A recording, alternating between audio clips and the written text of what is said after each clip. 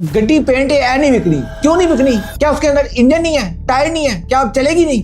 ये क्या बात हुई यार? तेरी जो गाड़ी है उसका छत और पिलर पेंट है, उसमें कस्टमर को डाउट आ जाता है कि कहीं ये गाड़ी किसी मेन एक्सीडेंट के अंदर उल्टी तो नहीं हुई। यार कोड़ियों के भाव बिक रही है यार, ऐसे थोड़ी होता है यार। जब भी आपने गाड़ी लेनी है ना तो बड़ी चील की नजर रखनी पड़ती है। और यार मुझे इन बारीकियों का नहीं पता ना यार। और अगर आपके पास चील की नजर नहीं है तो आप उसको बुला लो जिसकी चील की नजर है, इंस्पेक्शन करवा लो। ये जो इंस्पेक्शन सर्विस है, चल खरीदने वाले के लिए तो समझ आती है, उसने खरीदनी है तो वो करवा रही है, बेचने वाला क्यों करवाए? और यार सेल करने वाले के लिए भी आसानी हो जाती है ना। जो भी गाड़ी लेने आता है 10 बंदों को पहले चेक करवाता है, उसके सामने आप डायरेक्ट रिपोर्ट रखो, हाँ भाई ये गाड़ी की रिपोर्ट है, लेनी है तो लो, नहीं तो अगली देख लो। अच्छा, तो इसके लिए जो सबसे ज्यादा ट्रस्टेड सर्विस है वो पार्क व्हील्स की इंस्पेक्शन सर्विस है।